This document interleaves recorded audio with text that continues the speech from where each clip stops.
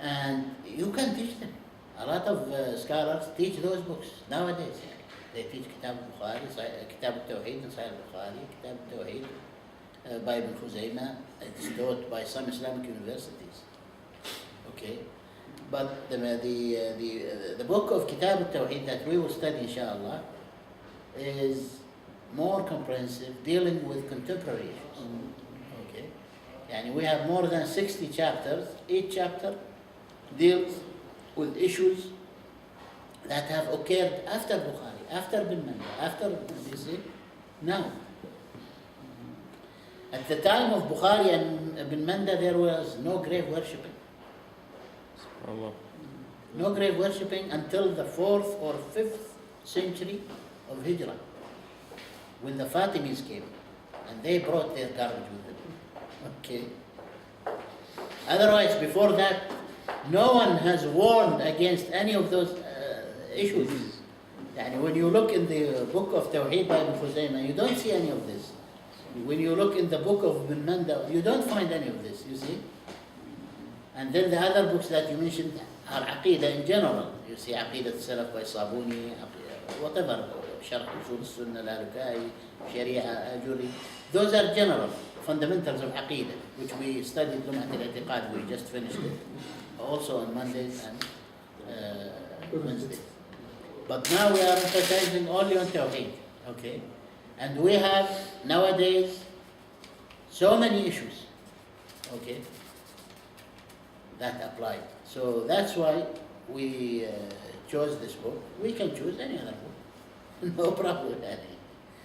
And it's a good point that you brought, because someone might say, why did you choose this? Why did you? We can choose any other book. We can read Kitab al-Tawheed inside Bukhari. One of the Indian scholars had a student from Saudi Arabia in his time, studying in India. And this sheikh was always cursing the author of Kitab al-Tawheed, saying that he has these and these thoughts and things like that. So the student brought him the book, and he took off the cover, which shows the name of the author. And he gave it to him as a gift. He said, I want you to give me your opinion, because I want to read this book. Give me your opinion.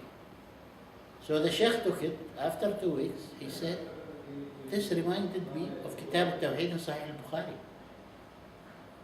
He said, this is beautiful. Who wrote it? He said, Muhammad ibn Abdul Wahab. He said, what? Then he stopped cursing altogether. Because they had their own picture about Muhammad ibn Abdul Wahab. You see, the innovators spread about him that he hates the Prophet, that he doesn't say salat on the Prophet ﷺ, that he declares everyone who is not with him as a kafir, that he says all generations of people since such and such century until now are all mushriks. And they spread rumors even in his lifetime, you see, and he replied on them in his lifetime. You see? So the point is that Kitab al-Tawheed, alhamdulillah, is very beautifully written, with proofs from Quran and Sunnah which are very clear, okay, and also many authors, many scholars explained it, maybe 50 explanations or more for Kitab al-Tawheed, you see. I have a question. Yes. I'm assuming I'm probably the one person here that's not very well adapted to Arabic yet, and I'm still trying to learn. And after listening to the conversation, I have a lot that I would like to read upon, but I would like to know if these books are in English, while I can study them now, and then after I get more proficient in Arabic, I would like to read them in Arabic, because I'm sure they can find them easier that way. But is there a way I can find these books? Yes. So I can study them in English? Yes. Okay, good. That's my biggest concern that I have. translated in English. Okay, good. Yeah, there are a lot of books which are translated, including this book that we mentioned. But Which there is are another reason Huh? to take this book. Ibn Khuzaymah is not translated. Akid al-Salaf, Ashab's Hadith, no translation. There's many books, unfortunately, that have not been translated, you know. And as you see, the majority of the people who come to these classes can't understand Arabic or read Arabic. So this is for them the best choice. I can get with you afterwards. I know if That's exactly what I'd love to do, is start reading a lot of this.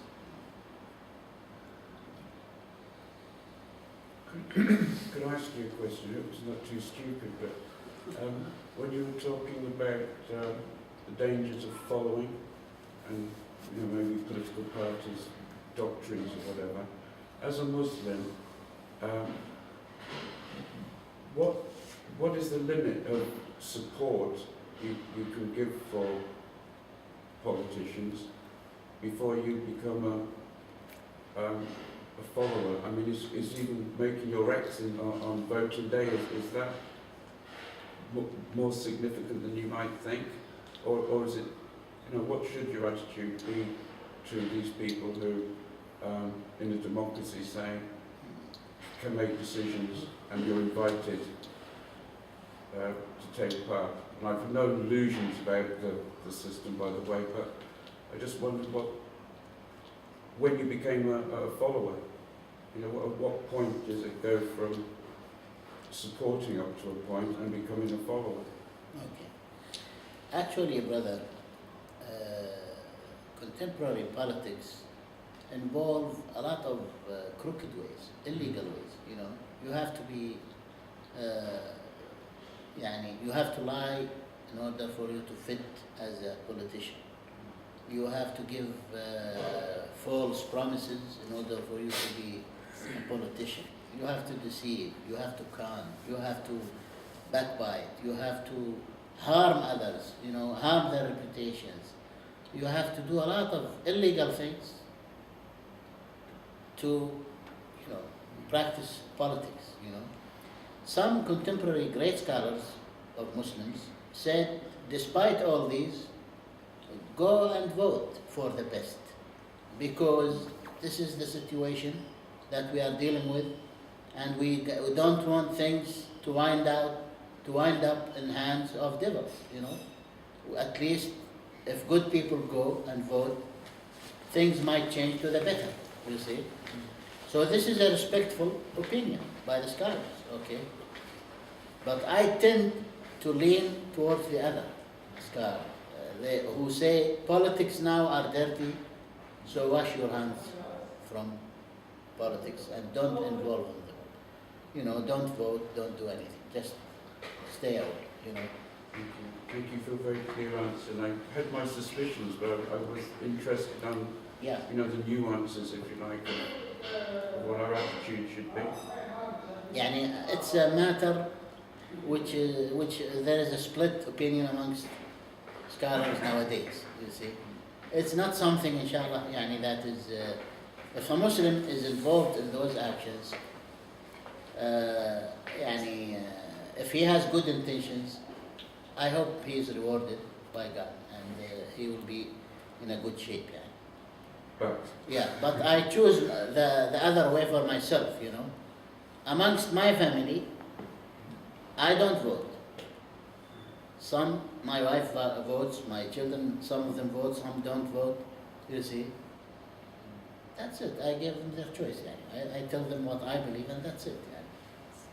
You see.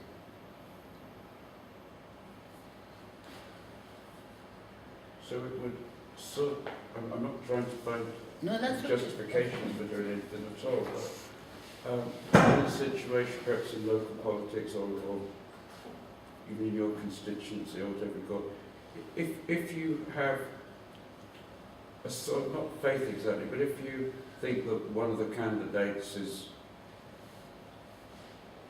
up to a point a good person, by voting for him you're not supporting him to the extent that it would be wrong.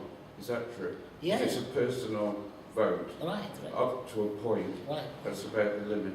If you're just voting for whatever party, Yeah, and you And- choose and you- the best, yeah, what you think is the best, you choose. so the biggest danger is believing them and not seeing that it's all charlatans and lies and propaganda and. I see it this way, but if you don't see it this way, that's your opinion. No. It's okay. Thank you, sir. I don't know. I see politics nowadays without games is not politics. So Mm. maybe I'm weak. I'm taking the safe way. I don't know. Should we keep about the Tawheed exploration on Fridays? Because many people. It's up to you.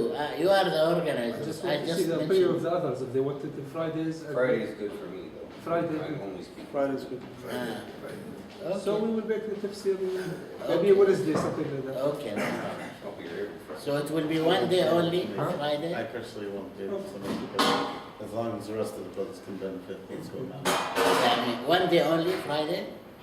Friday and Monday. Friday Friday, and Monday, or Monday. Friday and Wednesday. Okay. Because it's long, 60 chapters, 66. Okay, exactly. No You can problem. proceed to lunch.